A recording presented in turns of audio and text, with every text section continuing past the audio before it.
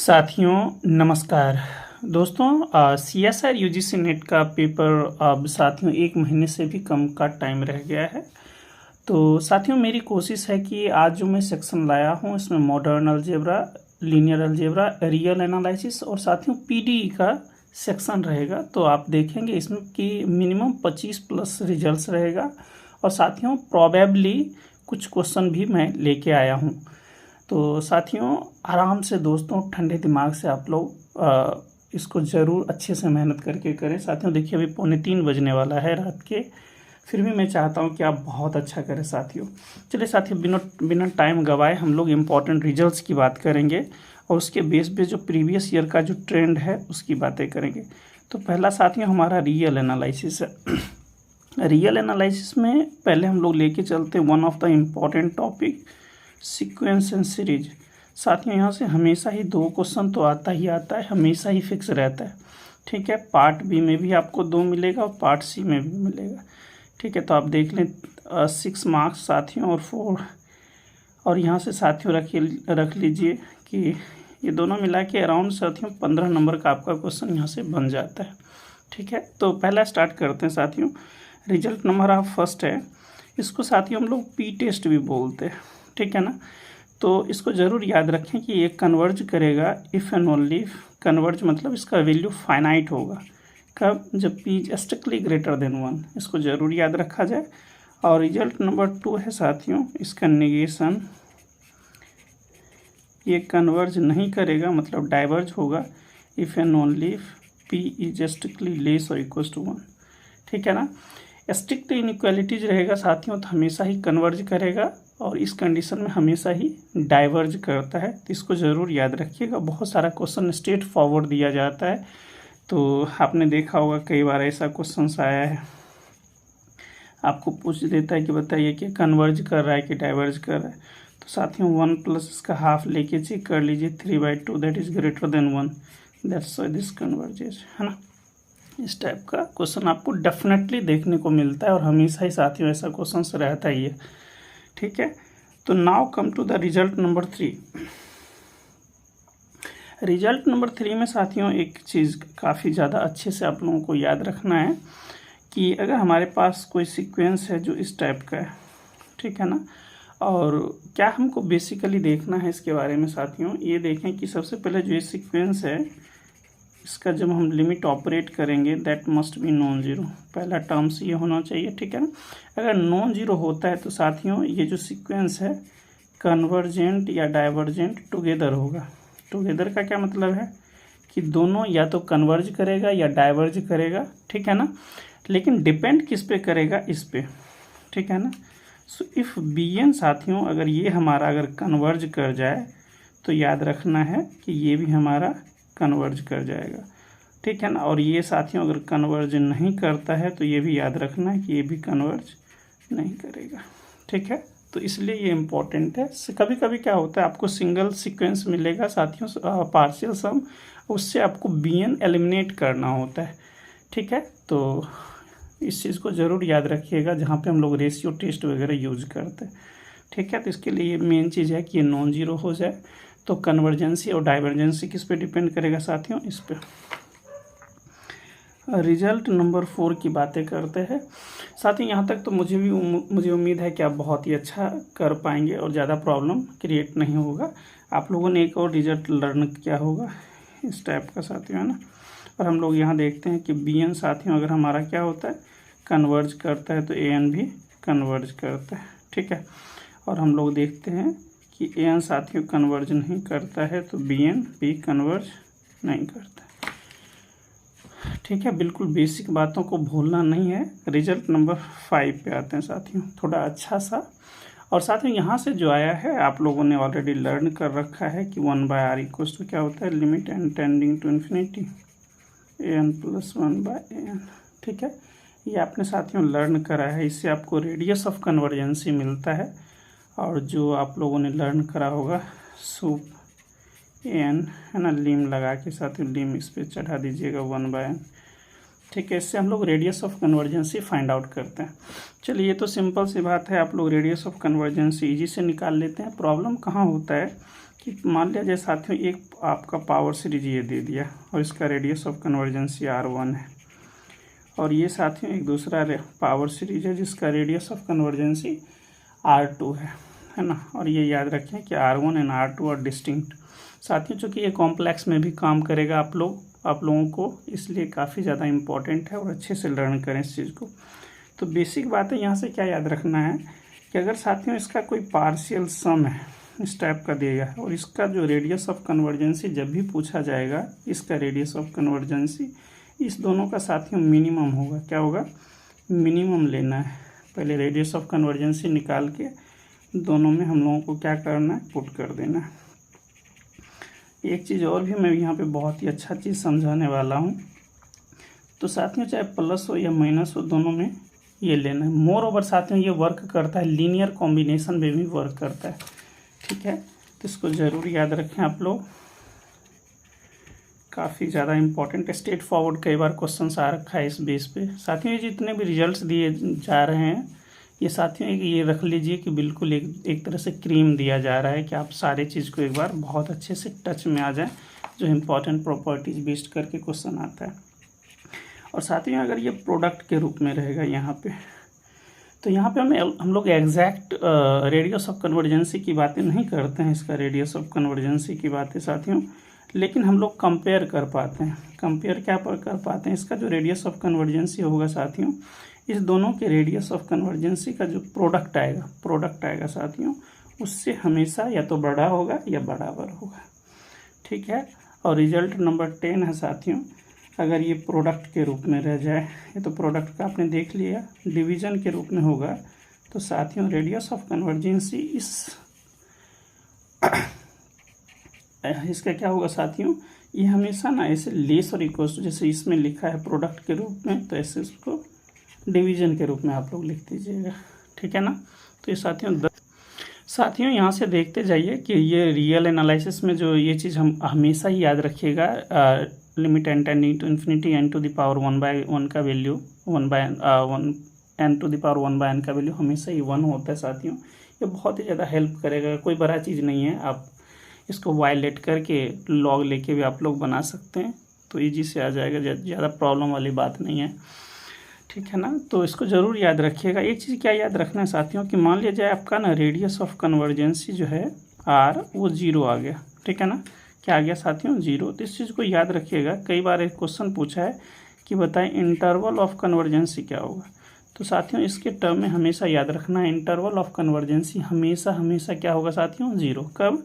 जब radius of कन्वर्जेंसी आपका 0 आता है। रेडियस ऑफ कन्वर्जेंसी आपको निकालना ऑलरेडी आता ही है, तो ज़्यादा प्रॉब्लम नहीं होगा, ठीक है। रेडियस ऑफ कन्वर्जेंसी कैसे निकालते हैं साथियों? तो इस फॉर्मूले के थ्रू ना, limit n tending to infinity an+1 an, ठीक है ना।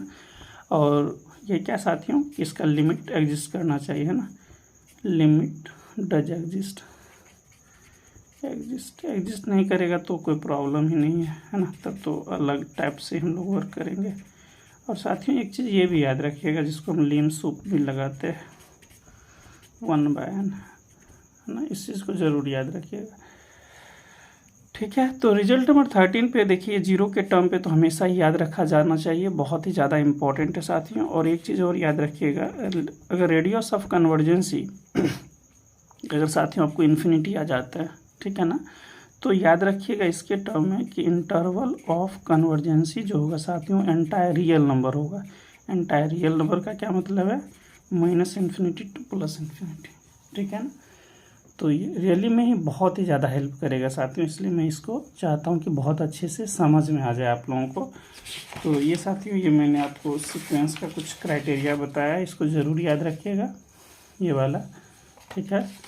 और ये बेसिकली जो था साथियों पावर सीरीज आपका हो गया। पावर सीरीज पे जितने भी इस टाइप के क्वेश्चंस बनेंगे, मुझे उम्मीद है कि आप बहुत ही ज़्यादा अच्छा करेंगे बिना किसी अच्छे। एक चीज़ और साथियों जो मैंने नहीं बताया, इसको भी याद रख लीजिए कि मान लीजिए साथियों आपको an x⁴n है, इसका जो रेडियस ऑफ कन्वर्जेंसी R है, ठीक। तो याद रखना है आपको an⁴k x⁴n, इसका जो रेडियस ऑफ कन्वर्जेंसी होगा ये साथियों R⁴k चढ़ जाएगा। और इसी के टर्म में साथियों अगर ऐसा होगा x⁴n के लिखा हुआ है, तो ये रेडियस ऑफ कन्वर्जेंसी पे चल रहा है। बहुत ही ज़्यादा इंपॉर्टेंट चीज़ है, कहीं पे साथियों आप लोगों से गुजारिश है कि कहीं पे नोट डाउन कर लीजिएगा। तो साथियों इसमें जब n है ना, n का मल्टीपल k आ गया तो इसको 1/k लिखते हैं। और इसी बेस पे साथियों 2020 CSIR नेट का क्वेश्चन था, स्ट्रेट फॉरवर्ड क्वेश्चन दिया हुआ था। ठीक है, 2 था तो 1/√2 लगाना था, इस टाइप का क्वेश्चन था। ठीक है, यहाँ तक मुझे उम्मीद है कि आप बहुत ही ज़्यादा अच्छा करेंगे और मुझे नहीं लग रहा है कि यहाँ तक आप लोगों को प्रॉब्लम होगा किसी चीज़ को समझने में। ठीक है, एक चीज़ और भी रिजल्ट में लिखाता हूँ साथियों, उसका क्या नाम है। हाँ साथियों, एक चीज़ ज़रूर याद रखिएगा ऑल्टरनेटिंग सीरीज के बारे में, क्योंकि क्वेश्चन कई बार आ जाता है। ऑल्टरनेटिंग सीरीज के बारे में क्या क्या याद रखना है, इसको क्या बोलते हैं ऑल्टरनेटिंग सीरीज। क्या याद रखना है बेसिक बात कि पहला जो है ना साथियों, ये लिमिट, ये जो हमारा सीक्वेंस होगा ये टेंड करना चाहिए 0 को। और सेकेंड बात क्या बोलेगा, ये जो हमारा सीक्वेंस है an साथियों, ये मोनोटोनिकली डिक्रीजिंग होना चाहिए। ठीक है ना, ऑल्टरनेट तो है ही। अगर साथियों ऐसा होता है तो ज़रूर याद रखा जाए, ये जो हमारा सीक्वेंस है ये हमेशा कन्वर्ज करेगा। क्या करेगा साथियों, कन्वर्ज करेगा। कन्वर्ज करने का मतलब है जो ये हमारा सीरीज आएगा उसका वैल्यू शुड बी फाइनाइट। ठीक है, और ये बहुत ही ज़्यादा इंपॉर्टेंट चीज़ इसलिए मैं बता रहा हूँ क्योंकि साथियों इसके स्ट्रेट फॉरवर्ड आपको देखने को मिलेगा। सीक्वेंस सीरीज में भर भर के क्वेश्चन आपको देखने को मिलेगा, बस अप्लाई कैसे करना है ये हमको सीखना है। ठीक है, ये हो गया। अब 2 रिजल्ट साथियों मैं चाहता हूँ कि और भी वो अच्छे से आपको क्लियर हो जाए। और वो रिजल्ट क्या है साथियों, एक्चुअली मैंने इम्प्रॉपर इंटीग्रल का बहुत सारा आप लोगों को शॉर्ट ट्रिक्स भी दिया है और साथियों इसे फुल में भी बताया है। तो आपसे काइंड रिक्वेस्ट है वहाँ जाके ज़रूर आप एक बार देखिएगा साथियों। मान लीजिए साथियों कि ये भी आपका कन्वर्ज करता है, जो गिवन सीक्वेंस है वो भी कन्वर्ज करता है, प्लस इसका अगर मॉडुलस लगा देते हैं ये भी कन्वर्ज करता है, दोनों एक ही साथ कन्वर्ज करता है, ये और एक। तो ज़रूर याद रखा जाना चाहिए, ये जो सीक्वेंस है ना साथियों, सॉरी सीरीज जो है, इसको बोलते हैं अब्सोल्युटली कन्वर्जेंट। क्या बोलेंगे, अब्सोल्युटली कन्वर्जेंट। क्वेश्चन बिल्कुल आप लोगों को देखने को मिलेगा इस पे। और साथियों एक चीज़ और ये देखिए कि ये कन्वर्ज कर जाए बट पार्शियल सम, ये जो साथियों मॉडुलस है ये कन्वर्ज ना करे। तो ज़रूर याद रखें इसके टर्म में यहाँ पे जो ये हमारा सीरीज है ये कंडीशनली कन्वर्जेंट कहलाता है, कंडीशनली कन्वर्जेंट सीरीज। ठीक है, और देखिएगा तो 2020 साथियों, 2018, 2019 में क्वेश्चन तो यहीं से स्ट्रेट फॉरवर्ड क्वेश्चन आ रखा है, बहुत सारा आप लोग ले सकते हैं।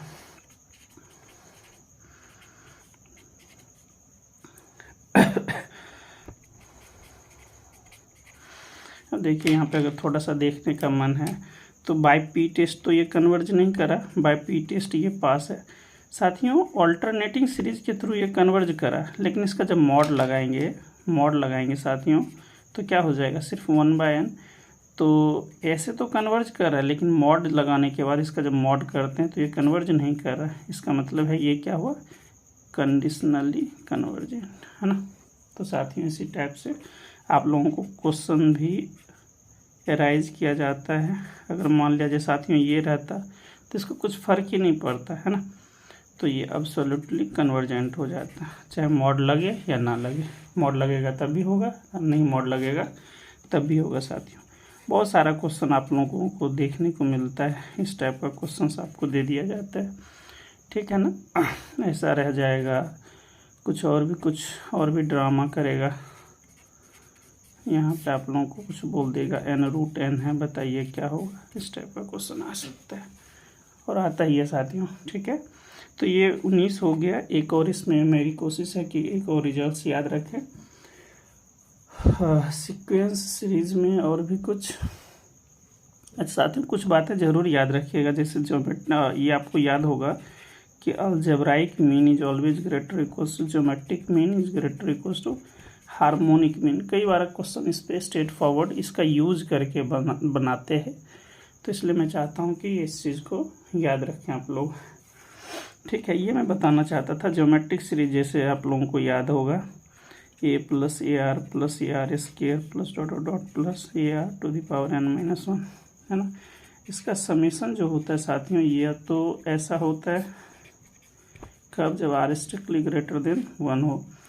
और साथियों a1 - r to the power n, ये मैं क्यों बता रहा हूँ, क्योंकि बहुत सारे क्वेश्चन ऐसा आ रखा है, इसलिए साथियों मैं बता रहा हूँ। और a1/r कहाँ पे लेंगे, जब s टेंडिंग टू इन्फिनिटी, ये फाइनाइट है ना साथियों, यहाँ पे क्या रहेगा, फाइनाइट, और यहाँ पे इनफाइनाइट के टर्म में रहेगा। तो इस चीज़ को ज़रूर याद रखिएगा, ज्योमेट्रिक सीरीज के टर्म में ये, ठीक है। और साथियों बताने का तो बहुत मन है अभी कि बहुत सारा चीज़ बता दूँ एक ही दिन में, ठीक है ना, क्लोज सेट जितना भी है, लेकिन थोड़ा सा मैं सोचता हूँ कि अगले दिन के लिए भी हम लोग इस चीज़ को रखेंगे साथियों। और सीक्वेंस एंड सीरीज में और भी मैं चाहता हूँ कि और कुछ क्वेश्चन मिलेगा तो साथियों मैं लेके आऊँगा, और आप नाराज़ ना हो साथियों, मेरी भरपूर कोशिश रहेगी कि आप बहुत बेहतर कर पाएँ, ठीक है साथियों। तो 20 क्वेश्चन रिजल्ट्स मैंने सीक्वेंस सीरीज का काफ़ी इम्पोर्टेंट लिया है। और साथियों है तो बहुत सारा, जैसे देखिए ये वाला चीज़ अगर आपने पढ़ा होगा, फाइनाइट हो 1/x a to the power n, है ना, या p है, ये कन्वर्ज करता है if and only if dx साथियों p should be strictly less than 1, ये आपने फाइनाइट के टर्म में पढ़ा होगा इम्प्रॉपर इंटीग्रल में। लेके आऊँगा साथियों, उस पर भी कन्वर्जेंसी डाइवर्जेंसी जो दिया जाता है उसके रूप में। सिंपल सी बातें ज़रूर याद रखें कि जब भी हम लोग साथियों इसमें इम्प्रॉपर इंटीग्रल में पढ़ते हैं ना, जिसको हम लोग समेशन को ऐसे इंटीग्रल में कन्वर्ट करके पढ़ते हैं, तो इंटीग्रेशन अगर फाइनाइट आता है तो कन्वर्ज करता है, अदरवाइज डाइवर्ज करता है, ठीक है। तो ये साथियों 20 रिजल्ट्स था किस पे, रियल एनालिसिस पे साथियों। कुछ मैं अब दूसरा टॉपिक ले रहा हूँ, ठीक है साथियों। तो रियल का हमने 20 रिजल्ट्स लर्न करा, और लीनियर का भी हम लोग साथियों मेरे मन से 20 रिजल्ट्स तो डेफिनेटली मैं करवाता हूँ साथियों। पहला जो मैं करवा रहा हूँ ये सब स्पेस है, सारा चीज़ मैं करवा दूंगा साथियों, और आप लोग बस आराम से बने रहें। Inner product space, quadratic form, सारा चीज़ होगा। लीनियर पहले सब स्पेस का प्रॉपर्टीज आप पढ़ लें, ठीक है। आप लोगों ने क्या लर्न किया है बेसिकली कि कोई सबसेट होता है साथियों हमारा वेक्टर स्पेस का, ये सब स्पेस कब कहलाता है, जब हमारे पास क्या हो, दो linear combination is again the member of this set साथियों, और जो हमारा वेक्टर एडिशन होगा और स्केलर मल्टीप्लिकेशन वो भी इस सेट का मेंबर हो जाता है, तो हम लोग बोलते हैं कि ये सब स्पेस होता है। जनरल बातें हम लोग करते हैं, या फिर इस टाइप से आप लोग ले सकते हैं, यानी linear combination must be again the member of this सब, ठीक है। तो ये अगेन अपने आप में एक सब स्पेस हो जाता है। चलिए साथियों, कुछ हम लोग ब्यूटीफुल रिजल्ट्स के बारे में हम लोग लर्न करते हैं। मुझे उम्मीद है कि इतना बिल्कुल बेसिक चीज़ आप लोगों को बहुत अच्छे से लर्न कर रखे होंगे, तो ज़्यादा नहीं प्रॉब्लम होना चाहिए साथियों। इसी रिजल्ट्स को हम लोग बहुत अच्छे तरीके से यूज करना चाहते हैं कि सपोज मान लीजिए कि W आपका क्या है, सब स्पेस है, W2 भी साथियों आपका सब स्पेस है, ठीक है ना, सब स्पेस ले रहा हूँ। तो इससे ज़रूर याद रखा जाना चाहिए कि ऑल लीनियर कॉम्बिनेशन, क्या लिखा हुआ है साथियों, linear combination is again a सब स्पेस। तो ये यहाँ पे मैं लिख देता हूँ, इज इट अ सब स्पेस और नॉट, ठीक है। तो साथियों जितना लीनियर कॉम्बिनेशन होगा सभी सब स्पेस बनेगा, ये मैं LC लिख देता हूँ, लीनियर कॉम्बिनेशन। अब देखिए इसी चीज़ को कितने अलग अलग तरीके से क्वेश्चंस पूछे जाते हैं। देखिए लीनियर कॉम्बिनेशन होगा तो सिंपल सी बात है, आपको पता है कि 0 सब स्पेस हमेशा ही मेंबर होगा, है ना। तो A0 B0 रखेंगे तो बन जाएगा, तो ये तो ऑटोमेटिकली ही पास होता है। तो हम लोग शुरू में यही हम लोग चेक करते हैं कि 0 जो हमारा है additive identity is the member of this set और नॉट, तो ये हो जाएगा। क्वेश्चन आपको पूछा जाता है, जैसे बताइए कि is it a subspace, is it a सब स्पेस, कुछ इस तरह से पागल बनाएगा आपको दे दे के, ठीक है ना। तो साथियों ये हमेशा ही बनेगा, ठीक है ना। और ये जो आ रहा है, एक चीज़ और भी याद रखें इसके टर्म में, क्योंकि क्वेश्चन आ रखा है साथियों, अगर आप लोगों ने डायरेक्ट सम लर्न करा होगा तो ये साथियों मैं फाइनाइट लिया हूँ, क्या है, फाइनाइट। तो ये साथियों हमेशा ही क्या बनाता है, सब स्पेस फॉर्म करता है, ठीक है। और एक चीज़ और याद रखिएगा कि ये जैसे ये वाला जो चीज़ होता है डायरेक्ट सम जो होता है, एन तो हमारा साथ में फाइनाइट ही होगा, तो ये भी हमेशा क्या बनेगा, सब स्पेस फॉर्म बनेगा, फॉर्म करेगा। इसके में एक रिजल्ट, एक अच्छा प्रॉपर्टीज क्या आ जाता है, इसमें ये प्रॉपर्टी आ जाता है कि W1 plus W2 must be ए सब स्पेस, और साथियों W1 intersection W2 must be 0, है ना। ये दो प्रॉपर्टी आ जाता है। ये तो ऑटोमेटिकली ही पास हो गया, और 0 सब स्पेस तो मेंबर रहना ही चाहिए, है ना, कॉमन एलिमेंट इसका आ गया। तो ये हो गया साथियों। क्वेश्चन 7th नंबर पे आते हैं। इस चीज़ को देखिए, ये वाला चीज़ जो लिखा रहता है जब भी, तो ये कभी भी नहीं होगा। आप कुछ भी लेके करेंगे तो ये प्रॉब्लम क्रिएट करेगा साथियों। और कभी भी 0 सब स्पेस लिखा रहे तो हमेशा ही पास होगा। एक चीज़ अच्छा इंपॉर्टेंट लर्न क्या करते हैं, W1 इंटरसेक्शन देख रहे हैं इस टाइप का, है ना। तो साथियों ये हमेशा ही पास होगा। इसमें कई क्वेश्चंस पूछा गया है, लाइक अगर मैं ऐसा बोलता हूँ, ये साथियों मैं ऐसा लिख देता हूँ और ये फाइनाइट दे देता हूँ, तो ये क्या है, सब स्पेस है। So finite intersection of the subspace is again a subspace, इसको ज़रूर याद रखें। और एक और साथियों, सब फाइनाइट तो छोड़ दीजिए, आर्बिट्रेरी इंटरसेक्शन ऑफ सब स्पेस इज अगेन अ सब स्पेस। आर्बिट्रेरी मतलब काउंटेबली हो सकता है, ठीक है ना, काउंटेबली सब पास हो जाएगा इसमें, ठीक है। जिसको आप लोग एक अलग तरीके से भी लर्न करते हैं हायर स्टडीज में, शायद मास्टर्स में, है ना। इस तरह से हम लोग फैमिली का यूज़ करते हैं, तो साथ में ये भी पास हो जाएगा। 12 नंबर जो कई बार क्वेश्चन अटकाता है आपको अलग अलग क्वेश्चन डाल के, कि क्या यूनियन हमेशा सब स्पेस होगा, तो नीड नॉट टू भी होता है, जनरली पास नहीं होता है। इन जनरल साथियों ये पास नहीं होगा। तो नहीं पास होगा तो कहाँ पास होगा, तो यहाँ पे साथियों कुछ कंडीशंस इम्पोज हम लोग करते हैं कि W1 union W2 is a सब स्पेस। कहाँ पे साथियों, कि one of them must be content in another one, कि एक जो है एक दूसरे का सबसेट हो, ठीक है। सो W1 is content in W2 और W2 is content in W1। तो साथियों ऐसा रहेगा तो हम लोग बोलेंगे सब स्पेस है, अदरवाइज सब स्पेस नहीं है। आप लोग एग्जाम्पल लेके भी साथियों काम कर सकते हैं, ठीक। 14th नंबर तो ये बेसिकली इम्प्रॉपर सब स्पेस की बातें चल रहा है। तो और एक चीज़ याद रखिएगा, फाइनाइट ये प्रोडक्ट कभी भी सब स्पेस फॉर्म नहीं करता है, तो ऐसा। और ये तो अभी आपने देखा ही साथियों, ये W2 फाइनाइट सम होगा तो हमेशा ही होगा, इनफाइनाइट सम नहीं आप बोलिएगा, ठीक है। अगर ऐसा दे दिया जाए साथियों, ऐसा डॉट डॉट डॉट इनफाइनाइट सम बोला जाएगा तो बोलेंगे नहीं होता है, ठीक है। अभी साथियों हम लोग रिजल्ट पढ़ते हैं, जब ज़रूरत होगा प्रूफ का बोलिएगा तो वो भी हम लोग करेंगे, ठीक है। तो जब इनफाइनाइट ही नहीं हुआ तो ये बोला जाएगा, अगर आर्बिट्रेरी सम तो होगा तो कभी नहीं होगा, ठीक है। और एनी स्केलर मल्टीप्लिकेशन तो हमेशा ही पास होगा। अगर मान लिया जाए W अगर हमारा सब स्पेस है तो कुछ भी हम लोग करेंगे तो बाय, है ना, फॉर्मूला ही पास हो रहा है, तो ज़्यादा बोलने वाली बात नहीं है। हाँ, यहाँ से एक इम्पॉर्टेंट रिजल्ट ज़रूर याद रखिएगा, क्या है ये साथियों, सब में सब स्पेस ले रहा हूँ, इसका डायरेक्ट स्ट्रेट फॉरवर्ड क्वेश्चन आ रखा है। ये साथियों मेरी आपसे गुजारिश है कि इस बेस पे जितने भी क्वेश्चंस आ रखे हैं ना, एक बार ज़रूर आप लोग अटेम्प्ट कर लीजिए, ठीक है। ये सभी सब स्पेस है। और एक और साथियों, ये इसमें क्या बेसिक बात ये याद रखना है कि जैसे इंटरसेक्शन है तो ये कंटेंट करता है। और यहाँ पे एक चीज़ और देख लीजिए, अगर ऐसा रहेगा और यहाँ पे प्लस लगा रहेगा साथियों, तो ये इसके अंदर कंटेंट हो जाएगा, ठीक है। U प्लस W साथियों, और इंटरसेक्शन V प्लस W। तो ये बातें ज़रूर याद रखिएगा, ये दोनों काफ़ी काम का है। ये सब साथियों प्रीवियस ईयर क्वेश्चन पेपर में आ रखा है। तो साथियों ये 20 हो गया इसका सब स्पेस का, और मैं सोचता हूँ कि और कुछ होगा तो और भी कुछ करवा देता हूँ, एक दो और भी देख लीजिए साथियों। 21 में जैसे आप लोग क्या करेंगे, एक चीज़ याद रखिएगा, ZP into ZQ is a सब स्पेस। साथियों ये सब स्पेस तभी फॉर्म करेगा जब P इक्वल्स टू Q होगा, है ना।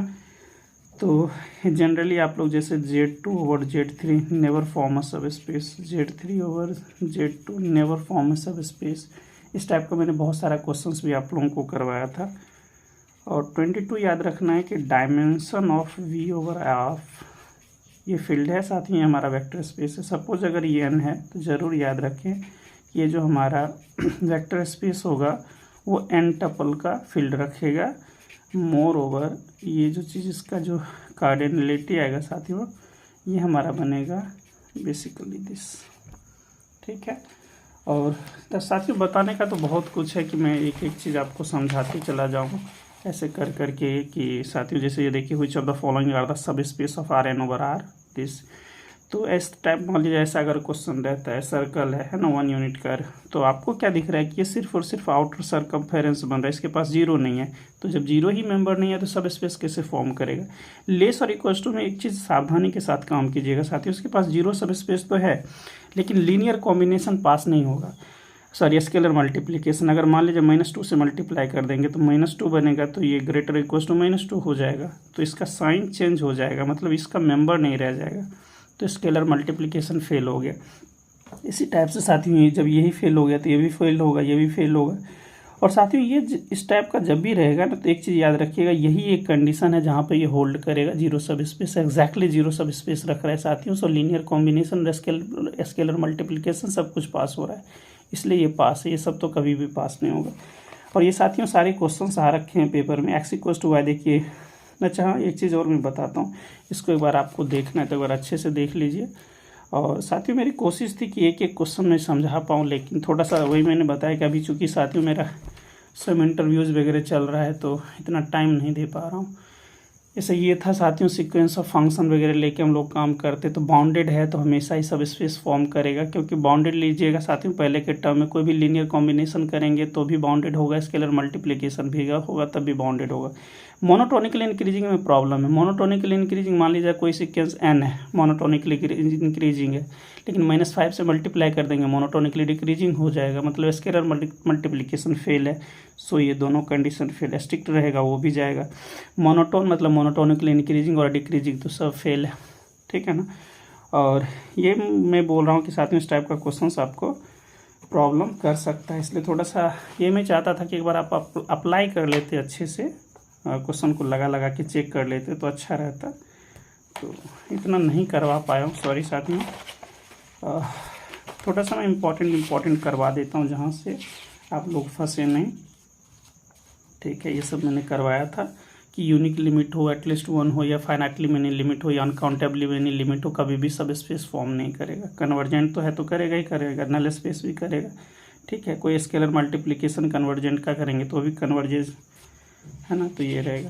साथ ही ये जो क्वेश्चन आया था ये CSIR नेट का है, इस टाइप का क्वेश्चन रहेगा। अगर आपको यूनिक लाइन के बियॉन्ड अगर 2 लाइन मिल रहा है तो कभी भी सब स्पेस फॉर्म कभी नहीं करेगा, ठीक है ना, इस चीज़ को ज़रूर याद रखिएगा। चलिए इसमें एक लास्ट चीज़ मैं बताता हूँ, सब स्पेस वाले में क्या याद रखना है साथियों, आपको बेसिक बातें जो ज़रूर याद रखिएगा कि RN ओवर R मान लीजिए हमारा वेक्टर स्पेस, ठीक है ना। तो इसमें जो एक तो जीरो सब स्पेस होता ही हमेशा ही होता है, एक 1 डायमेंशन का सब स्पेस होगा। जीरो मतलब क्या, 0 डायमेंशनल, एक 1 डायमेंशनल होगा साथियों। और ये सब यूनिक होता जाएगा, इसको भी ज़रूर याद रखना। एक 2 डायमेंशनल होगा, ऐसे करते करते साथियों n-1 है ना, तो n डायमेंशन तक का सब स्पेस बनेगा। तो 0 को छोड़ के यहाँ से लेके तो 1 to n तक हो गया और ये एक ज़्यादा हो गया। तो इसमें साथियों जो नंबर ऑफ सब स्पेस होता है, नंबर ऑफ सब स्पेस वो साथियों हमारा n+1 हो जाता है। क्या होता है, n+1 हो जाता है। तो इसको ज़रूर याद रखिएगा, बहुत ही ज़्यादा इम्पोर्टेंट चीज़ लिखा हुआ है। ये मैं इसलिए बता रहा हूँ कि जब आप लोग साथियों इसी चीज़ को पढ़ते हैं ना कि नंबर ऑफ 1 डायमेंशनल सब स्पेस, जैसे हम लोग लर्न करते हैं नंबर ऑफ 1 डायमेंशनल सब स्पेस कितने होंगे, है ना, ऐसा जब आप लोग लर्न करते हैं नंबर ऑफ 2 डायमेंशनल सब स्पेस कितना होगा, नंबर ऑफ 3 डायमेंशनल सब स्पेस, तो वहाँ पे आपको ये सब काम देता है, ठीक है। और एक और साथ ही में बेसिक बातें एक लास्ट इसका करवाता हूँ सब स्पेस का, जो ज़रूर याद रखिएगा। एक क्वेश्चन आया था जैसे इस टाइप का, अगर ये पूछा जाता है ना कोई सीक्वेंस है साथियों, अगर 0 को टेंड करता है तो हमेशा ही सब स्पेस होगा, और साथियों 0 को टेंड नहीं करेगा तो कभी भी सब स्पेस नहीं होगा। अगर an साथियों सीक्वेंस है, ये कन्वर्जेंट है तो हमेशा ही होगा, ठीक है ना, हमेशा ही क्या करेगा, सब स्पेस फॉर्म करेगा। जब भी ऐसा लिखा रहे मोनोटोनिकली इंक्रीजिंग कभी नहीं हो सकता, मोनोटोनिकली डिक्रीजिंग कभी नहीं होगा, स्ट्रिक्टली इंक्रीजिंग कभी नहीं होगा, स्ट्रिक्ट डिक्रीजिंग कभी नहीं होगा साथियों। चाहे एक लिमिट पॉइंट की बात करें, 2 लिमिट पॉइंट की बात करें, काउंटेबली लिमिट पॉइंट की बात करें, कभी भी ये सब स्पेस फॉर्म कभी नहीं करेगा। बोलेगा कि सर आप करके बता दीजिए एक वाला। तो मान लीजिए साथियों एक लिमिट पॉइंट की बातें करते हैं, है ना, 1 लिमिट पॉइंट वाला। आपने का मन है सर ऐसे ऐसे करते चले जाइए, ठीक है ना, ऐसे कर लीजिए। और भी कुछ कुछ चेंज करना है तो करते चले जाओ, 00 कर दो इस टाइप से, है ना। मान लीजिए मैंने ऐसा कर दिया 0 0 1 डॉट डॉट डॉट। साथियों इसको अगर जब आप ऐड करेंगे तो आपको पता चलेगा इस टाइप से ये बन रहा है ना, तो ये इसका मेंबर ही नहीं हुआ, ठीक है ना। जैसे इसके पास क्या है, 2 limit point 2 limit point 2 limit point रिवीज का, ये भी 2 लिमिट पॉइंट 2 लिमिट पॉइंट जा रहा है। जब इसको हम लोग सम कर रहे हैं तो ये 1 लिमिट पॉइंट आ रहा है ना। तो अलग तरीके से बिहेवियर रख रहा है, तो इसलिए ये कभी भी सीक्वेंस फॉर्म सब स्पेस फॉर्म कभी नहीं करेगा साथियों। तो ये हो गया हमारा रियल एनालिसिस में 20 मैंने बताया है, इसमें 25 रिजल्ट्स बताया है। साथियों मैं मॉडर्न का कुछ करवा रहा हूँ। साथियों मॉडर्न अलजेब्रा में हम लोग आते हैं। मॉडर्न अलजेब्रा में जो इम्पोर्टेंट रिजल्ट है उस पर हम लोग काम करते हैं, बेसिक बातें। एक तो ये ज़रूर याद रखिएगा साथियों आप लोग, ZP is always a field. ये तो बिल्कुल कहिएगा कि आप ग्रेजुएशन वाला सर आप करवा रहे हैं। फील्ड या इंटीग्रल डोमेन क्यों करवा रहा हूँ आगे हम लोग बात करते हैं। ये तो साथियों हमेशा फील्ड होता है, लेकिन ZPI is not always field, is not. और इस पर क्वेश्चन आता है, इसलिए मैं थोड़ा सा इस पर ध्यान देता हूँ, क्योंकि साथियों ये रिंग में भी आ जाता है जहाँ पे आइडियल पूछता है आपको, तो इसको ज़रूर याद रखिएगा। इज़ अ फील्ड, ये या तो फील्ड होगा साथियों या इंटीग्रल डोमेन होगा। कब, if and only 4 must divide P-3, जिसको लिखा जाता है 4 = 3 मॉडलो 4। तो इसको ज़रूर याद रखिएगा साथियों। ये मैं बार बार इसलिए बता रहा हूँ कि आपको आपके जहन में से बाहर ना जाए। एक चीज़ याद रखना है साथियों, FICRU, every field is an Euclidean domain, every Euclidean domain is PID साथियों, every PID is UFD, every UFD is integral domain and every integral domain is CRU। और साथियों हमेशा converse need not to be true, मतलब इसका जो कंट्रा positive होता है true नहीं होता है। अगर कोई CRU नहीं है, अगर CRU ही नहीं है साथियों तो इंटीग्रल डोमेन भी नहीं होगा, इंटीग्रल डोमेन नहीं है तो यूक्लिडियन डोमेन नहीं होगा, यूक्लिडियन डोमेन नहीं है तो PID फेल हो जाएगा, PID फेल है तो यूक्लिड, है ना, ED फेल होगा, ED फेल है तो साथियों फील्ड नहीं होगा। ये मैं क्यों बता रहा हूँ, क्योंकि इसके बेस पे साथियों पिछले लेक्चर में हम लोगों ने PID का क्लास लिया था UFD में, तो बहुत सारे क्वेश्चंस मैंने साथियों पुटअप करा था, ठीक है। और एक चीज़ साथियों शायद मैं अभी नहीं बता पाया, उसमें ज़रूर याद रखिएगा, डायमेंशन ऑफ सिमेट्रिक मैट्रिक्स बताना चाहिए था उसी में। ये हमेशा समेशन ऑफ n होता है, इसको ज़रूर याद रखिए, n × n+1/2। और साथियों dimension of skew symmetric matrix ये होता है sigma n-1, that is n × n-1/2, ठीक है। तो इसको ज़रूर याद रखिएगा। अगर साथियों होगा तो अगले क्लास में साथियों मैं एक गैलवाज थ्योरी पे क्वेश्चंस लेके आऊँगा। और 8 नंबर देखते हैं साथियों, DN ग्रुप जैसे होता है। DN क्या होता है, डायहेड्रल ग्रुप। तो इसमें साथियों याद रखना है कि नंबर ऑफ कंजुगेसी क्लासेस कैसे निकालते हैं, क्योंकि इस बेस पे बहुत सारे क्वेश्चन आपको मिलेगा देखने को। नंबर ऑफ कंजुगेसी क्लासेस साथियों n+6/2 कब लगाएंगे, जब n का वैल्यू इवन रहेगा, ठीक। और नंबर ऑफ कंजुगेसी क्लासेस ये साथियों लिखेंगे n+3/2 कब, जब n का वैल्यू ऑर्डर रहेगा, ठीक। तो इसके लिए आप लोगों को याद रखना है, बहुत सारा आप लोग काम कर सकते हैं। मैं क्लास इक्वेशन करके भी बता सकता हूँ, और देखना है तो देख लीजिए। जैसे 6 है, 6 इवन है तो 6 + 6/2 कितना बन जाएगा साथियों, 6 बन जाएगा, ठीक है। और कैसे बनता है ये करने का मन है तो 1 + 1 3/2, 3 + 3 साथियों हो गया। और कितना हो गया इसका, देखिए ऑर्डर कितना है, 6 दूनी 12, 2 6 2 8 हो गया साथियों, 2 + 2 तो 1 2 3 4 5 6, तो ये कितना हमारा कंजुगेसी क्लासेज 6 बना। तो इसको ज़रूर याद रखना। एक चीज़ और मैं लिखा देता हूँ आपको कि ज़्यादा क्लैरिटी हो आपके पास। डीएन में जब भी आपको बोला जाएगा कि क्लास इक्वेशन आपको लिखना है, क्लास कंजुगेसी क्लासेस का काफ़ी रोल है। तो अगर साथियों एन का वैल्यू इवन है तो याद रखना है 1 + 1 को 2 टाइम्स लिखते हैं। क्यों? क्योंकि सेंटर में 2 एलिमेंट होता है। और साथियों n/2 को भी 2 बार लिखिए, और 2 + 2 को उतने टाइम लिखना है जितने टाइम की ऑर्डर ऑफ ग्रुप ना बन जाए। ठीक।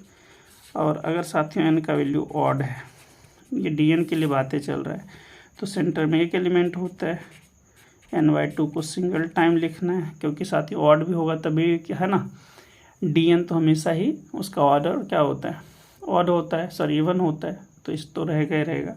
और साथियों 2 + 2 को इतने टाइम आप ऐड करें कि ऑर्डर ऑफ जी के इक्वल हो जाए। देखिए क्वेश्चन का पैटर्न जो आता है वो कैसा आता है। जैसे हमने कहा कि D4 बनाना है, एन का वैल्यू 4 है, इवन है, तो 1 + 1 तो करेंगे, प्लस साथ ही उसको 4/2 2 बार कीजिए, कितना मिला 1 + 1 + 2 + 2 कितना हुआ 2 2 4 2 6, आपको 4 दूनी 8 चाहिए, तो 2 + 2 और ऐड कर दीजिएगा, 2 2 4 2 6 सॉरी। तो ये हमारा क्लास इक्वेशन बन के आएगा। ठीक है, ऐसा ही आपको पेपर में भी दिया रहता है, which is the class equation. और साथियों अगर D5 की बातें करें, ठीक है ना, D5 रहेगा तो 1 + 5 कर दीजिए, 6 हो गया, 10 पुराना है, 2 + 2, तो 1 + 5 + 2 + 2, ये आपका क्लास इक्वेशन रहेगा D5 का। ठीक है, तो आप देख लीजिएगा कि क्लास इक्वेशन कैसे हम लोग बना रहे हैं। एक चीज़ और साथियों इस पर मैं बताना चाह रहा हूँ कि मान लीजिए कोई अबेलियन ग्रुप है, अबेलियन ग्रुप जब भी रहेगा, जितने भी ऑर्डर का, मान लीजिए n ऑर्डर का है, तो इसका जो क्लास इक्वेशन आएगा, कुछ नहीं करना है, 1 + 1 + ... +1 कितना ऑर्डर ऑफ जी तक लिख देना है। ऐसा क्यों लिखा जा रहा है? क्योंकि ये क्या है, अबेलियन ग्रुप है ना, तो सारे के सारे एलिमेंट किस में चले गए, सेंटर में चले गए, है ना। तो centre of G is exactly group of G, है ना। सेंटर ऑफ जी क्या है, ऑर्डर ऑफ जी ही है एक्चुअल में। मान लीजिए आपके पास ग्रुप Z3 है, इसका पूछा गया कि क्लास इक्वेशन क्या हुआ, तो क्या करेंगे, 1 + 1 + 1, ये तो पागल बनाता है, ये सब दे देगा तो चुकना है, चुकना नहीं है, ठीक है ना। तो ये हो गया। प्रॉब्लम कहाँ पे होता है, नॉन अबेलियन में, है ना। प्रॉब्लम है साथियों नॉन अबेलियन में, जब साइक्लिक और अबेलियन का दोनों का सेम ही चलेगा, है ना, यही रिजल्ट चलेगा। तो ऑर्डर ऑफ जी = n है, तो 1 + 1 + 1 कितने टाइम करना है, जितना टाइम ऑर्डर ऑफ जी पूर जाए। ठीक है, तो साथियों इसका 12 रिजल्ट हो गया। ठीक है, और ये हो गया साथियों मॉडर्न का, जो क्लास इक्वेशन पे हम लोगों ने बहुत ही ज़्यादा फोकस करा अभी। और कुछ भी नहीं समझ में आएगा तो बताते भी जाना सारे साथियों, अभी तो मैंने स्टार्ट ही करा है, आज से समझ लीजिए कि स्टार्ट ही हुआ, अभी तो बहुत कुछ होना है। और एक चीज़ और याद रख लीजिए कि SN जो ग्रुप होता है उसमें number of conjugacy classes is given by partition of n का जितना पार्टीशन होगा उसी से हम लोग कंजुगेसी क्लासेस, है ना, प्रोवाइड करते हैं। जैसे देखिए S3 का पार्टीशन ऑफ 3 कितना होता है, 3 कौन कौन सा होता है, एक 3 साथियों, एक 2 + 1, एक 1 + 1 + 1, ये 3 पार्टीशन होगा, तो उसी से हम लोग कंजुगेसी क्लासेस देंगे। और कैसा होता है तो ये तो बोलने वाली बात ही नहीं है ना, क्योंकि S3 is isomorphic to D3, तो 1 + 3 + 2 कर दीजिए। ठीक है, तो ये हो गया साथियों आपका, कि रख लीजिए 12 13 रिजल्ट हो गया। अब थोड़ा सा साथियों हम लोग PDE की बातें करते हैं। तो PDE में 2 बातें ज़रूर याद रखिएगा। एक बात तो हमेशा ही जहाँ से क्वेश्चन आता है, जिसको हम लोगों को बिल्कुल ही भूलना नहीं है साथियों, क्या याद रखना है कि जैसे RUX एक्सेप्ट, ठीक है ना, और SUXY साथियों में ले लेता हूँ TUYY, और मान लीजिए कुछ लिखा हुआ है UX का जो भी रहेगा ZXPX टाइप का, UY = 0, ठीक है ना। तो इस टाइप का क्वेश्चन का साथियों ट्रेंड रहा है और हमेशा ही क्वेश्चन आता है, इसलिए इसको छोड़ना नहीं है। तो साथियों आर है coefficient of you x x, है ना, कोफिशिएंट रहेगा। तो आप आर देखिएगा क्या है, एस देखिएगा साथियों क्या है, और टी क्या है, ठीक है ना। तो क्या याद रखना है हमको कि एस स्क्वायर माइनस 4RT साथियों अगर 0 हो जाता है जिस वैल्यू के लिए, तो हमारा जो सिस्टम है वो पैराबोलिक पीडी होगा, पैराबोलिक, है ना, पैराबोला हो जाएगा साथियों। S square minus 4RT strictly less than 0 पे साथियों एलिप्टिक बनता है, एलिप्टिक। और third S square minus 4RT greater than 0 पे साथियों हाइपरबोलिक बनता है, हाइपरबोलिक बनता है, ठीक। और सेकेंड चीज़ याद रखना है कि साथियों ये जब हम अगर पैराबोला बनता है, पैराबोला बना, ठीक है ना, पैराबोलिक पीडी, तो इसमें क्या याद रखना है कि साथियों हमारा जैसे आइगन वैल्यू जो आएगा जिसको हम लोग कैरेक्टरिस्टिक रूट भी बोलते हैं, कैरेक्टरिस्टिक रूट्स या आइगन वैल्यूज भी बोलते हैं साथियों, वो दो आएगा, λ1 λ2 दोनों आएगा, लेकिन both are equal and real. क्या आएगा, इक्वल होगा साथियों और रियल होगा। और सेकेंड याद रखिए कि अगर हमारे पास हाइपरबोलिक पीडी है तो साथियों उसमें भी कैरेक्टरिस्टिक्स दो मिलेगा, number of characteristics would be 2 साथियों, और both are different but real होगा, ठीक है। और थर्ड साथियों एलिप्टिक पीडी में याद रखना है कि कैरेक्टरिस्टिक रूट्स, अब इसमें क्या याद रखना है कि इसके भी कैरेक्टरिस्टिक रूट्स 2 होंगे, दोनों डिफरेंट होगा लेकिन कोई रियल नहीं होगा। तो क्वेश्चन जब आपको पूछा जाए कि number of real characteristic curve, तो इसमें बोलिएगा 2, इसमें बोलेंगे 1, इसमें बोलेंगे लड्डू, क्योंकि इसमें रियल कैरेक्टरिस्टिक कर्व एग्जिस्ट नहीं कर रहा है। इसका 2 है, सॉरी हाइपरबोलिक का साथियों 2 है, इसका 1 है और इसका 0 है, ठीक है। टोटल बोला जाएगा तो इसमें बोल दीजिएगा 2, इसमें 1 और इसमें 2, इसमें 1 और इसमें 2, बट इसमें कॉम्प्लेक्स है, ठीक। तो बहुत सारे क्वेश्चंस आपको साथियों स्ट्रेट फॉरवर्ड भी देखने को मिलेगा, तो वहाँ से भी आप लोग बना सकते हैं। लाइक मैं अगर ये बोलता हूँ u x x plus 2 UY x y में लिख देता हूँ 3 साथियों UY इक्वल टू 0, तो दिख रहा है आपको कि R क्या है, S क्या है, T क्या है, ऐसा ही क्वेश्चन ही रहता है। थोड़ा सा XY में डाल के आपको पूछ देगा कि क्या होना है। 2 स्क्वायर माइनस 4 इंटू 1 इंटू 3, तो 4 माइनस 12 साथियों minus 8 that is strictly less than 0, तो क्या हो गया एलिप्टिक, है ना। और साथियों जब भी एलिप्टिक होता है तो no real characteristic curve but 2 complex characteristic curve exist करता है, ठीक है ना। तो ये साथियों ये आपने देखा कि ये साथियों ये रखिए कि यहाँ तक मेरी कोशिश थी 5 रिजल्ट्स को मैं आपके सामने रखूँ। एक तो ये इससे आपको 3 ये चीज़ें ज़रूर याद रखना है, कैरेक्टरिस्टिक कर्व याद रखना है साथियों कि नंबरिंग क्या होगा, कितने रियल कैरेक्टरिस्टिक कर्व, कितने कॉम्प्लेक्स कैरेक्टरिस्टिक कर्व एग्जिस्ट करता है, इसको ज़रूर याद रखिएगा। और एक चीज़ और साथियों अगर याद रह जाए तो कैरेक्टरिस्टिक इक्वेशन आता है लिखने के लिए, तो जैसे λ1 आएगा तो एक तो ये कर दीजिएगा dy/dx माइनस लैम्डा या λ2 जो भी रहेगा, तो ये आपको कैरेक्टरिस्टिक कर्व देगा, मतलब y मतलब क्या y को तो कुछ xc टाइप का आएगा जो हमारा कैरेक्टरिस्टिक कर्व प्रोवाइड करेगा, ठीक है। तो साथियों मुझे उम्मीद है कि यहाँ तक आपको बहुत अच्छे से समझ में आ गया होगा चीज़ें। एक तो जो सोच रहा था कि एक क्वेश्चन आपको बताऊं साथियों, ये उसका क्वेश्चन तो नहीं है बट पीडी का ही है दूसरा एक क्वेश्चन, एक लास्ट क्वेश्चन है आज का साथियों।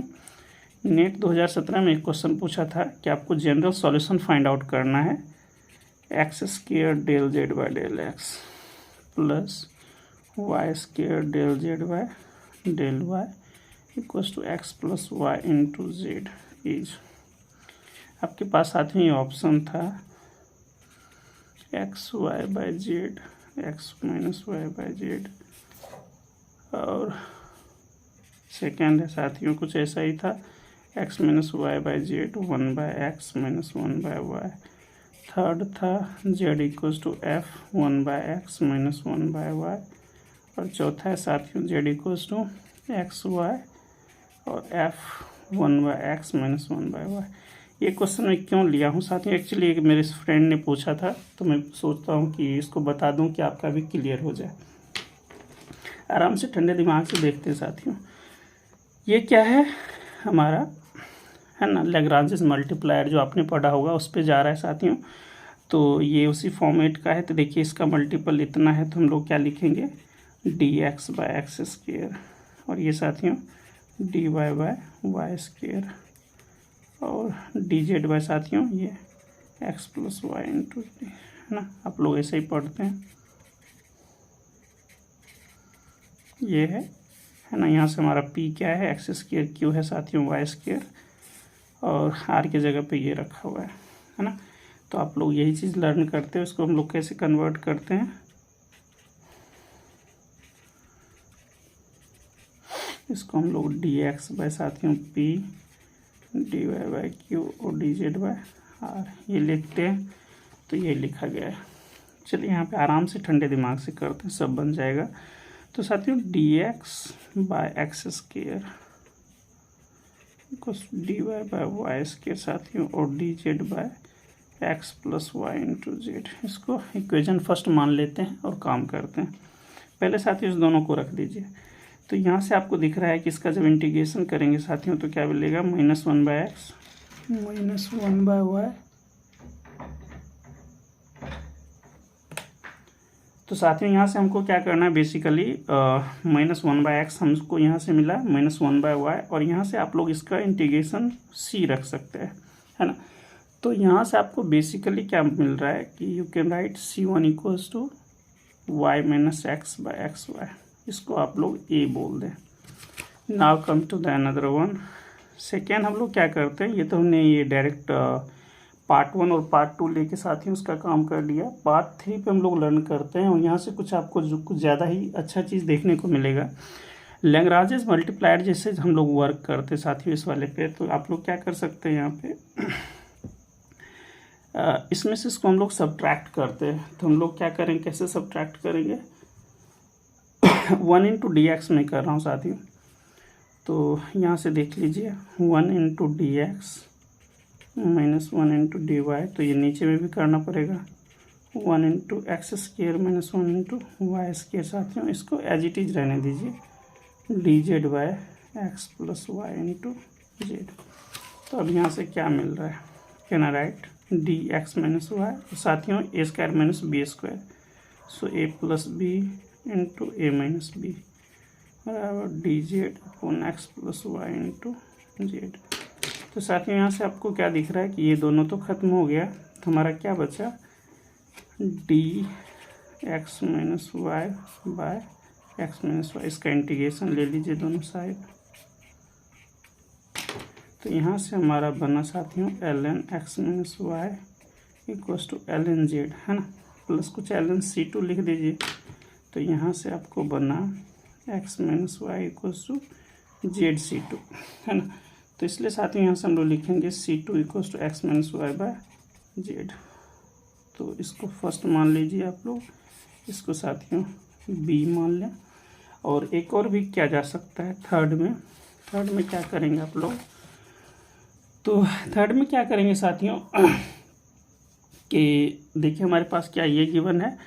तो क्या करें कि हम लोग कुछ इसमें सब्ट्रैक्ट करेंगे तो जेड आ जाएगा। हाँ साथियों, अगर इसमें आप लोग करते हैं, मान लीजिए देखिए मैं क्या करना चाहता हूँ, इसमें एक्स से डिवाइड करेंगे तो एक्स मिलेगा, इसमें वाई से डिवाइड कर देंगे तो वाई मिलेगा, इसमें जेड से डिवाइड कर देंगे तो एक्स प्लस वाई रह जाएगा। तो इसको अगर ऐसे करते हैं तो हमको 0 मिल जाएगा और वो काम का चीज़ हो जाएगा। तो हम लोग कैसे लिखें साथियों इसको, तो 1 बाय एक्स इंटू पी हमने किया है। तो 1 बाय एक्स साथियों ये लिख लीजिए, 1 बाय एक्स मतलब प्लस 1 बाय वाई साथियों डी वाई, और माइनस मैंने क्या करा है 1 बाय जेड डी जेड, है ना। इस सबका रिजल्ट क्या आ रहा है 0, है ना। 1 by x d x plus 1 by y d y minus 1 by d z मैंने ये करा है बेसिकली, है ना।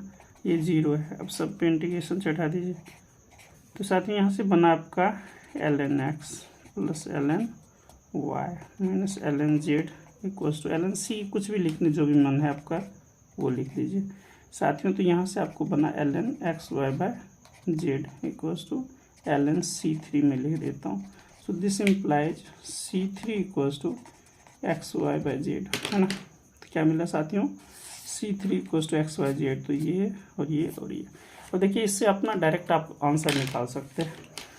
देखिए इसका रिजल्ट कैसा लिखा जाता है साथियों, आपको पता होगा phi u comma v equals to 0 type का लिखा जाता है। u या ऐसा भी लिखते हैं, u इक्वल्स टू 5 भी लिखते हैं, v इक्वल्स टू 5v भी लिखते हैं, 5u। इस तरह से सॉल्यूशन सेट लिखा जाता है। तो बस इसका रिजल्ट यूज करना और कुछ नहीं सोचना है। इसको मान लीजिए u है, इसको v है, इसको w है स्टेप्स। तो मैं थोड़ा सा समझाते भी चलूँ कि आपको वो ना समझ कि ऐसा लगे कि समझ ही नहीं आया। तो देखिए ये साथियों क्या है, एक्स वाई बाई जेड। क्या एक्स वाई जेड अपने पास है, एक्स वाई जेड है यहाँ पे, है ना। तो ये हमारा पहला बन गया C1 और x minus Y by z है। सो देख लीजिए x minus Y by z है ना। इसमें साथियों ये दोनों है, both are the member of the, तो ये हमारा देखिए बोथ मेंबर था, तो ये पास हो गया। और x minus Y by z ये तो है ही, क्या ये वाला टर्म्स आया है हमारे पास, तो ये देख लीजिए, इसी में से देख लीजिए। कैन आई राइट, इसको हम लोग ऐसे लिख सकते हैं 1/x माइनस 1/y, तो 1/x माइनस 1/y ये भी है, तो ये भी पास हो गया। और सिर्फ ये तो नहीं है, जेड तो हमारा है ही नहीं, जेड के टर्म में तो डायरेक्ट ऐसा नहीं आया, तो ये गलत है। और एक्स वाई क्या हमारे पास है, x Y function 1/x minus 1/y, तो आया है साथियों कि ये देखिए यहाँ पे कहाँ गया हमारा जेड में रिलेशन, और जेड एक्स वाई वाला कहाँ है। तो साथ में ये जैसे इसमें आप लोग देखते हैं यहाँ पे कि यहाँ आपको क्या मिलता है कि सर इसको अगर आप करते तो y minus x by x y रहता है, ये हमारा फंक्शन है साथियों। और एक्स वाई को जेड अगर हम लोग लिखते हैं, है ना, तो साथियों यहाँ से क्या मिल रहा है आपको बाकायदा कि एक्स वाई बाय जेड करेंगे तो हमारे पास ये C3 मिल जाएगा, और x minus y by x y करेंगे तो C2 मिलेगा।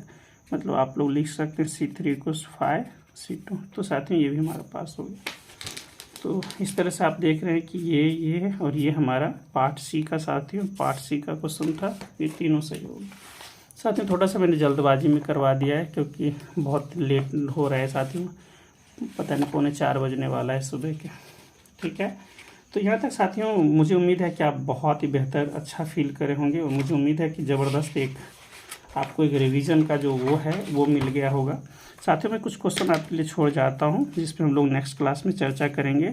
एक तो साथियों आप लोगों को ज़रूर देखना है नॉन आइसोमॉर्फिक अबेलियन ग्रुप, जहाँ से क्वेश्चन हमेशा ही बनते हैं। और दूसरा साथियों गैल्वाज ग्रुप पे अब हम लोगों को आ जाना चाहिए जल्दी जल्दी, ठीक है, गैल्वाज ग्रुप। और थर्ड तो साथियों स्प्लिटिंग फील्ड, क्योंकि बहुत हो गया पढ़ाई, अब सिर्फ रिवीजन का टाइम है। और साथियों इसमें देखिए अब लीनियर को हम लोग स्टार्ट करते हैं।